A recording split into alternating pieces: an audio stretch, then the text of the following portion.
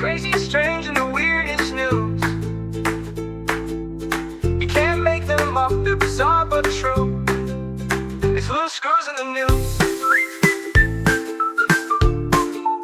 It's Mel and Scott, and this is Loose Screws in the News. All right, if you want some wacky, funny criminal stories and people doing mischief, you come to the right place. Dumb criminals, weird stories, odd headlines. Yeah, people doing unusual things that make you think they have a few loose screws. We got it all for you. I'll start us off today. A 62-year-old loose screw from Hopkinsville, Kentucky. Oh, Hoptown? Was recently apprehended after shoplifting from a local Walmart. He was observed concealing meat and steaks in his pants with the assistance of two other men. Oh. Hey, Bubba, help me shove this meat in my pants.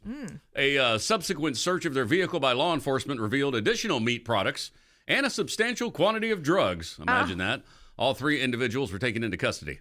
Is that a tube steak in your pants, or you just happy to see me? I mean, Well, they go hand in hand, meat is pricey these days. Meat and... Oh, hand in hand. I see. That was well done. Okay, yeah, that was a good... rare punchline. That was Turned a out good well one. done. That was a good one for sure. All right, let's play Who Can Get to the Punchline first, seeing how we're so quick at this. Okay. A woman is suing SeaWorld Orlando for injuries she says she suffered when a duck flew into her face while riding on a roller coaster. Quack, quack. This is scary. Yeah. I mean, I imagine this happens more frequent I than would what... think people get hit by birds all the time. Yeah, a but it duck, has- That's a big bird. Oh, God. No, Well, why really. didn't she duck? I got there first. Yeah, but Hillary Martin visited the park back in March, and she was riding the Mako roller coaster when a duck suddenly flew into the coaster's path and slammed into her face. It actually knocked her unconscious. So, I mean, obviously the roller coaster is going really fast, and the duck was flying just as fast. Martin argued that the park failed to warn guests about the risk of bird strikes when it should have known. I mean, the coaster's location is near a body of water that, kind of creates a zone of danger for birds and ducks and seagulls and other things like that. But yeah, she claims the duck strike left her with permanent injuries, disfigurement, and emotional trauma. She's seeking about $50,000 in damage. Wow. I know, that's a lot, isn't it? Yeah, that's... Oof. That's Riding that coaster is not all it's quacked up to be. yes, that's very true. Hey, did you hear Walmart has clothes 100% off? No, what? No. Yeah, 100% off. Every trip to Walmart is the same. You go with a purpose to get certain items, but then you wind up leaving with something you didn't plan to, like a garden tool, or in this case, the vision of a completely naked man running around the store. Police were called to a Walmart store in Dumfries, Virginia, after getting a call about a naked man running through the store. It happened just before 9 a.m. That's when you're most that's likely to early. see naked guys at Walmart. Yeah. Witnesses told police the man had taken off all his clothes and was chasing after customers through the aisles, Wow. trying to find some loving. Officers quickly arrived and took the suspect into custody. Fortunately, no one was hurt. Police say the man, identified as 20-year-old Lance Irving Lassane Jr., appeared to be under the influence. He now faces a slew of charges: indecent exposure, disorderly conduct, and public intoxication. Very nice. Yeah. So the prices are not only dropping at Walmart, but so are the pants, apparently. All right. Well, the portable potty bandit, he has been captured. The portable potty bandit. Porta potty bandit? Yeah, talk about a crappy getaway. Police in Malibu say he carjacked a truckload of portable toilets and then crashed it on the Pacific Coast Highway. What a thing to steal. Right? Like, why would you say, you know what, I feel like robbing or stealing a car today, and that's what you go for? I don't know. He's not only public enemy number one, but number two as well. Yes, there you are. He was later found naked on a rock in the ocean. I don't know if he was trying to flush the evidence or if he was having a real, Little Mermaid moment, but officers gave him a towel and some shiny new handcuffs. No injuries, no weapon, but plenty of embarrassment. I guess that's one way to really tank your reputation. Right down the commode. A Detroit police officer left a judge and everyone else stunned and speechless during a Zoom court hearing recently when he logged into the virtual courtroom dressed in his official police uniform, his shirt, his badge, and noticeably missing one key item, his pants. Oh, no. Officer Matthew Jackson was appearing before the 36th District Court on charges of reckless driving and public intoxication. He was there for somebody else that was in trouble. Oh, okay. To testify. But when the cameras turned on, there he was, uniform top, badge, and boxers. Judge Sean Perkins was clearly caught off guard, pausing mid-sentence before asking You got some pants on, officer? Jackson replied, no, sir.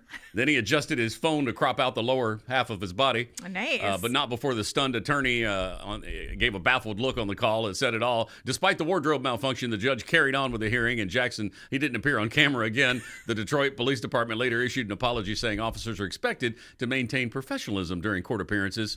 Police chief called the incident not representative of the department's standards and promised it would be addressed. Addressed? Yeah. Or just dressed? Addressed, yeah. He must have been at Walmart where pants were 100% off. Nice. In the earlier story. So that's who that was. Yeah. Well, a British man says eye surgery left him seeing double, as in double D's. Mark Bryan from London started hallucinating, at least he thought. He was seeing a pair of breasts in his peripheral vision. Now, doctors say it's a rare visual glitch called Charles Bonnet syndrome. This is actually a thing. Every man is going to want this eye surgery now. Yeah. I mean, he wasn't just wishful like thinking. LASIK? It's something very similar, but for 10 days, he said it was like seeing Pamela Anderson or Dolly Parton following him everywhere he went. The good news, he's healed up now. The bad news, he obviously misses his view, but it's a real phenomenon. What a problem to have. Right? Seeing double D's? Wow. I mean, could you imagine? He's just constantly doing a double take, right? A double D double take. Right. Wow. A Brooksville woman named Lori Green found herself in a very bizarre situation where she had to convince the state she is not the owner of a garage repair company. Oh. Not many people can say they've been in that position, but Lori kept receiving mail for a company called Level Garage Door, LLC, that listed her home address as their business address. She also noticed a lot of cars were driving by her house and then driving away. So she looked up the company online and found a website listing her home as the business's address. They even provided driving directions to get there. Oh, my. Lori also called the business, but was hung up on as soon as she asked why is her address being used for the business. So she reported the fraud to the Florida Department of State, and she had to prove that she's the owner of her home. Records show the state recently dissolved the company because it doesn't have a license to install garage doors. The website with Lori's address is still live and might continue to be, and she's still receiving mail. She's really becoming unhinged by the whole thing. Oh, that's a good garage door company had her emotions up and down and up and down. Nice. Horrible. Nice. Well, this is kind of a strange way to end a police chase, but a police chase in LA went south, literally, when a car theft suspect actually ditched his ride. He hopped a fence and, well, he fell straight into a 30-foot construction hole. That's one way to catch him. Yeah, talk about digging yourself deeper. Firefighters actually were called to the scene. They had to pull him out. He's now in the hospital. He's going to be okay, but moral of the story, when you're in a hole, maybe just stop running. But could you imagine? Right. Yeah, you're just like, oh, I'm going to get away. I know I'm going to do it. And right straight down the hole you go. It's like a cartoon. I think I've seen that one. Yeah, probably. That's awesome. Alliance, Ohio. Police arrested 42-year-old Juan L. Mason in the morning after he robbed Huntington Bank on West State Street, taking approximately $400 in $1 bills. Mason, who moved to Alliance from Akron just 5 days earlier, entered the bank around 9:20, claiming he had a weapon and demanded cash before fleeing on foot. Patrolman Paul Vesco found Mason walking after he changed clothes, but still carrying the stolen money. Mason was taken into custody without incident and booked in the Stark County Jail on aggravated robbery. During his arrest, Mason reportedly asked police to deposit the stolen cash for him into his jail commissary account. Oh, well, So you buy chips and nabs and can you soda handle this pop for and- me? Yeah. This marks Alliance's first bank robbery since 2010, with police noting all the bank robberies in the city since 2000 have been solved, but none of them have been asked to put the money in a jail commissary account. I mean, you got to give pretty him brazen. Yeah, and you got to give him credit. At least he asked. I mean, not going to let me use it for bail. I might as well put it in my Might commissary as well. account. Yeah. I mean, what's the worst? You've always heard this said. What's the worst they could say is no. It's true. True story. So why not ask? Yeah. Well, it's a real sticky situation in Florida when a man named Eric Pancake was arrested for, you guessed it, battery. Yeah, police say 38-year-old, he flipped out and allegedly assaulted his 72-year-old father during an argument at their Palm City home. The elder Pancake was left battered and bruised, literally. Cops say, cops say Eric was intoxicated, but eventually surrendered without resistance. Guess you could say this Pancake couldn't hold his batter now, could he? Wow. That's the puns are bad, and I'm sorry. Yeah. They really buttered that one up good. Nice. Well, I tried. Put some syrup, some sugary Yes, sweet syrup on that story. I tried. I did the best I could. Hey, why did the chicken start a gunfight? Just when you thought Florida couldn't out-Florida itself, comes along an incident that even police couldn't believe. Shots were fired outside a bar in Port St. Lucie early in the morning after a verbal argument got out of control. The argument, according to police, was about chickens. The responding officer was completely dumbfounded and explained there was a conversation about how many, and I kid you not, how many eggs a chicken can lay. What? And that conversation got a little heated as it went out to the parking lot. The conversation continued, and the shooter became agitated. Oh. Police say 44-year-old Peter Riera had been drinking inside the bar with 3 other people when the argument spilled outside. He said he drew a gun and fired 4 shots at them as he ran away through the parking lot. Luckily, no one was hit. I guess his aim was off, being drunk and all. What? Officers arrived at the scene and arrested Riera on multiple charges, weapons charges. But that's not all. While at the scene, police arrested 2 of the victims who were trying to obstruct their investigation. By the way, the average hen can lay about 250 to 300 eggs per year. What? In case you're ever in this situation. Okay. Unless you want to, settle the argument before it turns out into. You want to cross the road before Yeah. you get shot. Yeah. No, they were just, handling some squawking, I guess. Yeah, a lot of squawking. Yeah. So a TikTok star, all right, was ordered to pay for ruining a marriage. I want you to just take that all in for just a second. This is seriously, I didn't know that this happened in North Carolina, but a North Carolina jury said a TikTok star by the name of Brene Kennard owes $1.75 million for allegedly wrecking another woman's marriage. The verdict? You can get sued for this? Yes, the verdict, a heartbreak hashtag, of course, but $1.5 million for alienation of affection and $250,000 for adultery. That's what it broke down to. Kennard denied the affair, but jurors weren't buying it, but apparently she's paying for it. North Carolina is only one of 6 states where you can still sue for stealing someone else's spouse. Wow. Did you know that? I did not know that. I didn't know that either, but I'm just putting this out there. So if you just slide into somebody's DMs, you might want to check out, which state they're in, because it might slide you into debt. You never know. Alienation of affection. That sounds like all 3 of my ex-wives. That's what ended every one of them. Is that what it is? Okay. Is that the box you checked? Yeah, that's crazy. I didn't know that. Wow. I had no idea. I'll be careful. Yeah, you should. Passing through North Carolina. You should. 66-year-old Paul Severson, a Lake Crystal, Minnesota resident, faces disorderly conduct charges after multiple reports of public nudity outside his home. Oh, wow. Police filed a misdemeanor complaint following witness accounts of Severson performing yard work without clothing. One witness told authorities he was chainsawing while butt-ass naked. That's brave. And I quote, a sheriff's deputy observed the nude suspect, appeared from behind a shed, and informed him he could not be naked outside with children around and people driving by. The charges stem from an incident when a child riding a school bus saw Severson outside naked. Neighbors reports this is not an isolated occurrence, with multiple witnesses describing Severson doing yard work while nude on various occasions around his property. So this is he's a habitual offender then? Apparently. I hope he doesn't prune himself. I mean, he's out there with a chainsaw? Right? Man, you got some balls, sir. I mean, we can clearly see that you do. Can you imagine? You're look out your window and he's bending over to pick stuff up. Oh, Lord. Just one more pile of leaves. Right? Good Lord. Oh, it's awful. Yes, it is. Well, a Florida woman's pizza craving got her in deep dish trouble after deputies say she clocked in at 107 miles an hour, all to grab a Little Caesars pizza before it closed. She was hangry. She was, just slightly. The Pinellas County Sheriff's Office say 21-year-old Yasmin Ezra was racing north on US 19 in Palm Harbor, and she really put the pedal to the mozzarella. She told officers that she didn't want to crust the disappointment of missing dinner. So, yeah, that's why she was speeding to get to Little Caesars. She was arrested for dangerous, excessive speeding and later bonded out. No word if she ever got that pizza, but something tells us her record is now extra saucy. Pizza. She's guilty. Guilty. James Howard rear-ended a Volkswagen on a Missoula roadway. Oh, no. While attempting to urinate into a Budweiser can while driving his Chevy Suburban. Wow, that's some talent. A highway patrol officer found Howard holding the beer can, which he said, quote, contained urine and not beer, when questioned. Well, they kind of do look the same. Yeah. The Volkswagen driver said he saw approaching lights and told his girlfriend to brace for impact.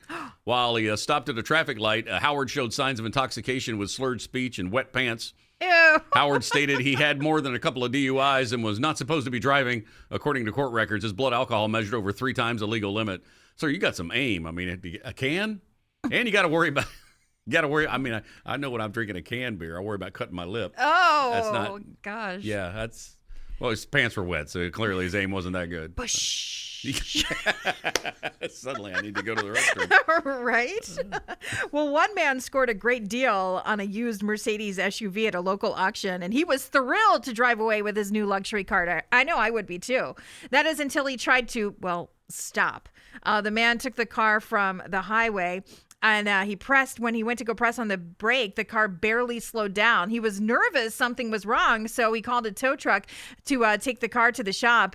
And there he found out that the brake pads were actually, get this, blocks of wood. Oh, my God. Yeah, safety experts said this is not even amateurism. Let me try that again. This is not even amateurism, but did I say it right the same way? No, safety expert said this is not even amateurism, but criminal Amateurism. sloppiness. I can't say amateurism. Yeah. It's not coming out correctly. That's all right. This is not even amateurism, but criminal sloppiness instead. Police have launched a criminal investigation into the former owner for tampering with the critical safety parts. But could you imagine, like, just trying to stop? I mean, that's like a blockhead And move all four right of there. your tires are flaming because you just started a fire. You're Terrifying. whittling wood as you're driving. That's awful, Look, I made a toothpick. right? A Pennsylvania man had a very rough day last week when he was shot in the back by his very own dog. Oh, Police say the bizarre accident happened right in the victim's bedroom. The 53-year-old was cleaning his shotgun and placed it on the bed. Moments later, one of his dogs jumped up and caused a weapon of fire shot right into his lower back. He was conscious when officers arrived and rushed to the hospital for emergency surgery. He's expected to need at least one more operation, but he's going to be okay. Police say the shooting appears accidental. Right. But Well, we don't know. investigation is still ongoing. I wonder if they've interviewed the dog yet. Brought him in for questioning. That was a rough day. Yeah, and it was a Poffic shot. Oh, my goodness. Awesome. Yeah. All right. I got another loose screw for us. A volunteer in an art museum got himself into an awkward spot recently when he did this unknowingly now, destroyed a work of art that was on display. But it wasn't really his fault. The artwork on display at the Keeping Museum of Art is titled Inverted Syntax 16. Inverted Syntax 16, and it consisted of dust-covered like mirror, and it was mounted on a wooden board with a smudge in the center. Now, I don't know about you, but I don't really call that art. But the piece is supposed to represent the disordered self-awareness of the middle class, but the volunteer looked at it and thought, you know what? That mirror is filthy. I better clean it up. Yeah, it just looks like a filthy mirror. I would honestly do the same. With a smudge in the middle. And I think this volunteer should be praised. Like, hey, you're going above and beyond. You saw something dirty, congratulations. Thank you for cleaning it up. Yeah, he cleaned it. Museum officials had to apologize to the artist, and they are said to be considering compensation for the damaged piece. But how much is a dirty, dust-covered mirror worth? Right? If I call it art. Could you call With that a art? smudge. Could you? It's like the banana taped on the wall. You know what I mean? Well, if that really was artwork, it was done dirty. Oh, God. But cleaned. Yes. And we'll end it with just one headline. You don't need the whole story, just the headline. Idaho man sets world record carrying 7 bowling balls on a unicycle. Yes, 7 bowling balls on a unicycle. Wow. Yeah. His mom must be proud. I'm sure she is. I'm sure she's telling all her friends at the sewing circle, at bingo. The sewing circle. Man, that takes some balls. Yeah. 7 of them. Well, that's a strike right there, isn't True it? story from the rest of the story. There's a quote that he said, and I kid you not, I have a unicycle and I have 7 bowling balls, so why not? Why not, sir? And now he's a world record holder. Bravo. All right, we're going to wrap it up with that. This is this week's Loose Screws, and I'm sure we'll have more next week. Keep being a loose screw out there. Yes, please. Because we love talking about you. And please comment, like, share, all the above. And subscribe. Thank you. Hit the subscribe button. Tell all your friends. And keep it here for Loose Screws in the News. We'll be back next week. Bye. Crazy, strange, and the weirdest news. You can't make them up, they're bizarre but true. It's Loose Screws in the News.